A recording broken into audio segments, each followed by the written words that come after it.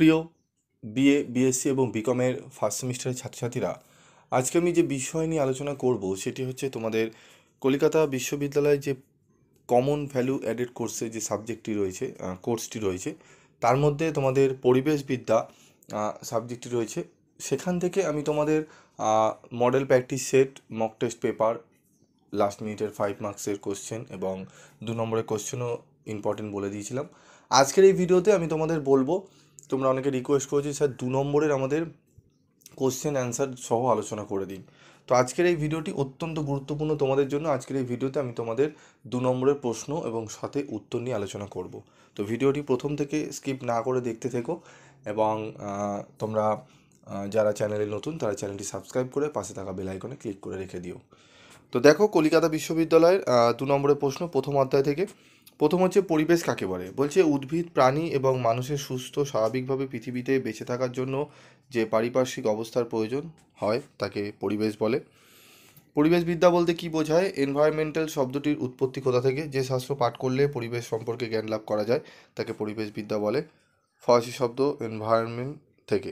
পরিবেশ বিজ্ঞান কি? বিজ্ঞানের যে শাখায় পরিবেশ ও তার বিভিন্ন উপাদান এবং উপাদানগুলির পারস্পরিক ক্রিয়া প্রভৃতি বিষয় আলোচনা করা হয় তাকে পরিবেশ বিজ্ঞান বলে। পরিবেশগত বাধা বলতে কি বোঝো? যেসব পরিবেশজনিত কারণে জীবদেহের সংখ্যা বৃদ্ধিপ্রাপ্ত হয়, বৃদ্ধি বাধাপ্রাপ্ত হয়, তাদের পরিবেশগত বাধা বলে। সুস্থায়ী উন্নয়ন কি? যে উন্নয়ন ভবিষ্যৎ প্রজন্মের জন্য সম্পদের ভাণ্ডারকে অটুট রেখে বর্তমান প্রজন্মের চাহিদা মেটায় সেই উন্নয়নকে সুস্থায়ী উন্নয়ন বলে। স্থিতিশীল উন্নয়নের দুটি প্রয়োজনীয়তা লেখো। স্থিতিশীল উন্নয়নের প্রয়োজনীয়তা হলো স্থিতিশীল উন্নয়নের সুফল আগামী কয়েক প্রজন্ম ধরে ভোগ করা সম্ভব হবে। স্থিতিশীল উন্নয়নের লক্ষ্য হলো এমন এক পৃথিবী গড়ে তোলা যেখানে মানুষের জীবনযাত্রা ও জনস্বাস্থ্যের মান উন্নত হবে। লো কার্বন লাইফস্টাইল কি? লো কার্বন লাইফস্টাইল হলো এমন একটি লাইফস্টাইল যার লক্ষ্য গ্রিনহাউস গ্যাস নির্গমন কমানো এবং জলবায়ুর উপর মানুষের ক্রিয়াকলাপের প্রভাব কমিয়ে আনা। তো প্রশ্নগুলো ভালো করে দেখো এবং উত্তরগুলো তোমরা নোট ডাউন করে পড়ে নাও। এবং যারা PV study class note series তোমরা নিয়েছো এন এন ভিএসের এবং কনস্টিটিউশন ভ্যালু এবং ইংলিশ, কম্পালসারি ইংলিশ, তারা সেই নোটসগুলো পড়ো। তার মধ্যে তোমরা এগুলো পেয়ে যাবে, তোমরা আশা করি দেখেওছো। তো যারা এখনও নাওনি, যদি নিতে চাও অবশ্যই খুবই সামান্য রেমুনারেশনের বিনিময়ে তোমরা পেতে পারো। অন্যান্য জায়গায় আগে তোমাদের একদম অ্যামাউন্ট বলে দেওয়া হতো 400, 500, 600, এখন অ্যামাউন্টগুলো বলা হয় না, কারণ সেই জিনিসটা আমি জায়গাটা বন্ধ করে দিতে পেরেছি। কারণ বেশি পয়সায় নোটস কেনার মতো অনেক ছাত্রছাত্রীদের সম্ভব হয় না এবং এত নোটসের দাম দরকার পড়ে না। ঠিক আছে, তার থেকে ভালো বই কিনে নেওয়াই ভালো। তো অনেকে আছে এরকম প্রচুর টাকা চাওয়া হয় এবং স্টুডেন্ট পাওয়ার জন্য, নোটস বেচার জন্য বেশি দামে কম্পিটিশান করতে থাকে। যাই হোক, তাদের কাজ সেটা করুক, অসুবিধা নেই। আমি অবশ্যই বিগত 6-7 বছর ধরে তোমাদেরকে সাথে আছি। তোমাদের যতটা পারবো চেষ্টা করব কম রেমুনারেশনের বিনিময়ে সঠিকটা তুলে ধরার। তোমরা অনেকেই হয়তো ভাবতে পারো যে স্যার কেন বলছেন এই কথাগুলো, কারণ একটাই, অন্য জায়গায় ঠকে তোমরা অনেক সাপ্লিমেন্টারি তোমাদের এক্সাম দিতে হয়। অনেকেই বলেছে স্যার অমুক জায়গা থেকে নোটস কিনেছি, আমাদের কিছু লাভ হয়নি। তাই জন্যই তোমাদের বলা, ঠকার আগে একবার ভালো করে বিচার বিশ্লেষণ করে বেশি টাকা দেওয়ার আগে আগে ভেবে নাও সেই নোটসই তুমি যদি 500-600 টাকা খরচা না করে সেই নোটসই যদি তুমি খুব কম রেমুনারেশনে পেয়ে যাও, ঠিক আছে, তার হাফ দামে পেয়ে যাও, তাহলে সেখান থেকেই নেওয়াটা তোমার বেটার এবং তোমার পয়সারও সেভ হবে। যাই হোক, টাকা পয়সা সেভ অবশ্যই দরকার, কারণ তোমরা বহু কষ্ট করে পড়াশোনা করছো। তো দেখো পরবর্তী প্রশ্ন, 8 নম্বরের লো কার্বন লাইফস্টাইলের একটি সুবিধা লেখো। স্বল্প কার্বন লাইফস্টাইল গ্রহণের প্রধান সুবিধা হলো এটি পরিবেশ রক্ষা করে এবং জলবায়ুর পরিবর্তন প্রশমিত করতে সাহায্য করে। সম্পদের অবক্ষয় বলতে কী বোঝো? মানুষের অতিরিক্ত সম্পদের ব্যবহারের ফলে প্রাকৃতিক ও অন্যান্য সম্পদ ধীরে ধীরে লুপ্ত হচ্ছে। সম্পদের এইরূপ লুপ্ত হওয়াকে সম্পদের অবক্ষয় বলে। মিশন লাইফ কি? মিশন লাইফ বা পরিবেশের জন্য জীবনধারা একটি টেকসই এবং স্বাস্থ্যকর জীবন ধারণের জন্য একটি নতুন উদ্যোগ। গ্লোবাল ওয়ার্মিং এবং জলবায়ুর পরিবর্তন মানবজাতির সামনে প্রধান চ্যালেঞ্জ এবং মিশন লাইফ জলবায়ুর পরিবর্তনের বিরুদ্ধে লড়াইকে গণতান্ত্রিক করে তোলে। কবে মিশন লাইফের ধারণাটি সূচনা হয়? 2021 খ্রিস্টাব্দে, ঠিক আছে, শুরু হয়। পরিবেশের উপাদানগুলি কী কী? সজীব উপাদানগুলি জীবাণু, গাছপালা, জীবজন্তু, মানুষ। জড় উপাদানগুলো হলো জল, বাতাস, মাটি, আলো। পরিবেশ কয় ধরনের হয়? পরিবেশ কয় ধরনের ও কী কী? 3 ধরনের: ভৌত বা প্রাকৃতিক পরিবেশ, সজীব পরিবেশ এবং সামাজিক পরিবেশ। দুটি কৃত্রিম বাস্তুতন্ত্রের উদাহরণ দাও। ঠিক আছে, দুটি কৃত্রিম বাস্তুতন্ত্রের উদাহরণ তোমরা দেখে নাও। অ্যাকোয়ারিয়ামের বাস্তুতন্ত্র এবং বাগানের বাস্তুতন্ত্র। অধ্যায় 2 থেকে কী কী প্রশ্ন পড়বো দেখে নাও। বাস্তু সংস্থান বলতে কী বোঝো? প্রতিটি জীবের সাথে পরিবেশের অন্যান্য জীব ও জড় উপাদানের প্রত্যক্ষ বা পরোক্ষভাবে মিথস্ক্রিয়া ঘটে। পারস্পরিক মিথস্ক্রিয়ার অধ্যয়নই হলো বাস্তব সংস্থান বা বাস্তু সংস্থান। এটি বাস্তু সংস্থান হবে। বাস্তুতন্ত্র বলতে কী বোঝো? নির্দিষ্ট জায়গায় বসবাসকারী জীবগোষ্ঠী ও পরিবেশের মধ্যে পারস্পরিক ক্রিয়ার ফলে উৎপাদিত জালিকা কার গঠনকেই বলা হয় ইকোসিস্টেম। খাদ্য শৃঙ্খল বলতে কী বোঝো?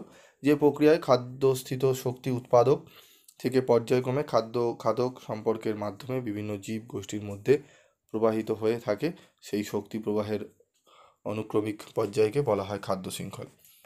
ব্যায়াম কি? একটি নির্দিষ্ট প্রাকৃতিক বৈশিষ্ট্য সম্পন্ন অঞ্চলের উদ্ভিদ ও প্রাণীজগৎ মাটি ও জলবায়ুর সাথে পারস্পরিক সম্পর্কের ভিত্তিতে যে বাস্তুতন্ত্রের একক গঠিত হয় তাকে ব্যায়াম বলে। শক্তি প্রবাহ বলতে কী বোঝো? বাস্তুতন্ত্রে রূপান্তরিত সৌরশক্তি উৎপাদক শ্রেণী থেকে বিভিন্ন খাদকদের মধ্যে স্থানান্তরকরণকে শক্তি স্রোত বা শক্তি প্রবাহ বলে। বাস্তুতন্ত্র বা ইকোসিস্টেম শব্দটিকে প্রথম ব্যবহার করেন 1935 খ্রিস্টাব্দে বিজ্ঞানী ট্রান্সলি। বাস্তুতন্ত্রের কয়েকটি জৈব পদার্থের নাম লেখো। Protein, carbohydrate, fat. বাস্তুতন্ত্রের কয়েকটি ভৌত পদার্থের নাম লেখো। সূর্যালোক, বৃষ্টিপাত, উষ্ণতা, বায়ু, জল। খাদক কাকে বলে? যারা খাদ্য উৎপাদনে অসমর্থ এবং খাদ্য গ্রহণের জন্য উৎপাদকের উপর নির্ভরশীল, তাদের খাদক বলে। উৎপাদক কাকে বলে? ব্যাকটেরিয়া থেকে আরম্ভ করে সবুজ উদ্ভিদ যারা সালোক সংশ্লেষে সক্ষম, তাদের উৎপাদক বলে। বাস্তুতন্ত্রের কয়েকটি অজৈব উপাদানের নাম লেখো।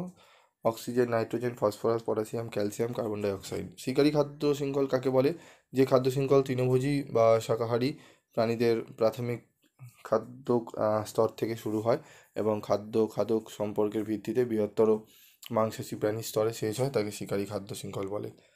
ঠিক আছে। ডেটিটাস খাদ্য শৃঙ্খল কাকে বলে? যে খাদ্য শৃঙ্খলে বিয়োজক স্তর থেকে খাদক স্তরে শক্তি ধাপে ধাপে সঞ্চারিত হয়, তাকে ডেট্রিটাস খাদ্য শৃঙ্খল বলে। যেমন বিয়োজকদের তৈরি পচা পাতা, ক্ষুদ্র জলজ প্রাণী বা লার্ভা, ছোট মাছ, বড়দের মাছ। খাদ্য পিরামিড কাকে বলে? বাস্তুতন্ত্রের মধ্যে খাদক সম্পর্কের ওপর ভিত্তি করে পুষ্টির গঠন বা খাদ্যের যোগান ব্যবস্থাকে পরপর ক্রম অনুসারে সাজালে যে পিরামিড তৈরি হয় তাকে খাদ্য পিরামিড বা ফুড পিরামিড বলে। বাস্তুতন্ত্রের পিরামিড কয় ধরনের ও কী কী দেখে নাও। সংখ্যার পিরামিড, জীবভর বা বায়োমাসের পিরামিড, শক্তির পিরামিড। পুষ্টি স্তর বা ট্রপিক লেভেল কাকে বলে? ট্রপিক লেভেল বলতে খাদ্যের যোগান সংক্রান্ত স্তর বা বাস্তুতন্ত্রের মধ্যে পুষ্টির ক্রমপর্যায় অনুসারে পুষ্টির স্তরকে বোঝায়। যেমন 1 উৎপাদক স্তর, উদ্ভিদ, প্রাথমিক খাদ্য স্তর। লিন্ডেম্যানের 10% সূত্র কি? লিন্ডেম্যানের মতে শক্তি প্রবাহের প্রত্যেক খাদ্য স্তরে 10% হারে প্রবাহিত হয়। কোনো একটি নির্দিষ্ট খাদ্য স্তরে সঞ্চিত শক্তির পরিমাণ অপেক্ষা পরবর্তী খাদ্য স্তর মাত্র 10% শক্তি বেশি সঞ্চিত হতে পারে। জনসংখ্যার বাস্তববিদ্যা নিয়ে কি আলোচনা করা হয়? জনসংখ্যার বাস্তববিদ্যা প্রজাতির বৃদ্ধি, পুষ্টি স্তরের গঠন, বিপাকীয় ক্রিয়াকলাপ, সংখ্যার হ্রাস বৃদ্ধি, জন্মহার, মৃত্যুহার ইত্যাদি নিয়ে বিশদভাবে আলোচনা করা হয়। বাস্তুতন্ত্র শক্তি প্রবাহের 3টি পর্যায়ের কী কী? শক্তি অর্জন, শক্তি ব্যবহার, শক্তি স্থানান্তর। ঠিক আছে। তো আমি পরবর্তী ভিডিওতে তৃতীয় অধ্যায় নিয়ে এবং চতুর্থ অধ্যায়ের প্রশ্ন উত্তর নিয়ে আলোচনা করছি। একটু ওখানে কারেকশন দরকার, তো ওখানে করে আমি তোমাদের অবশ্যই আলোচনা করে দেবো। তো প্রথম এবং দ্বিতীয় অধ্যায় থেকে যে কটা গুরুত্বপূর্ণ প্রশ্ন ছিল আমি সব কটাই তোমাদের তুলে ধরেছি। তোমরা যারা বই কিনেছো, বই থেকে আরও কিছু তোমরা চাইলে পড়ে নিতে পারো। তবে যারা বই কেনোনি, যারা নোটস তোমরা সংগ্রহ করেছো, নোটসটা ভালো করে পড়বে। তোমাদের 3টে শিফটিংয়ে পরীক্ষা হবে, তাই জন্য তোমাদের চিন্তা বেশি, একটু মনে ভয় হচ্ছে যে স্যার আদৌ কমন আসবে কি না। তোমাদের বলছি তোমরা বিশ্বাস রেখে সিলেবাসটা আগে ফলো করো। সিলেবাসটা ফলো করে দেখবে পিভি স্টাডি ক্লাস যে সাজেশানটা তোমাদের দেওয়া হয়েছে এবং তোমরা নোটস কিনেছো, পুরো সিলেবাস মেনটেন করেই করা এবং যে প্রশ্নগুলো এক্সট্রা ঘুরিয়ে দিতে পারে সেগুলো কম করেই তোমাদের নোটস সাজানো হয়েছে। তোমরা নোটসটা পড়ে যাও। তোমাদের কেউ আমি বলছি সাপ্লি পাবে না, ঠিক আছে, যদি পিবি স্টাডি ক্লাসের সাজেশান এবং নোট যদি ফলো করে থাকো, ঠিক আছে। তো আজকের মতো এটুকুই, দেখা হচ্ছে পরবর্তী ভিডিও ক্লাসে। সকলে ভালো থেকো, সুস্থ থেকো, এবং তোমাদের আর অন্যান্য কোন কোন সাবজেক্টের সাজেশান লাগবে অবশ্যই সেই সাজেশন নামগুলো লেখো, এবং তোমাদের কলেজের নামগুলো লিখবে তোমরা কোন কলেজে পড়ো। আজকের মতো এটুকুই, দেখা হচ্ছে পরবর্তী ভিডিওতে। সকলে ভালো থেকো, সুস্থ থেকো।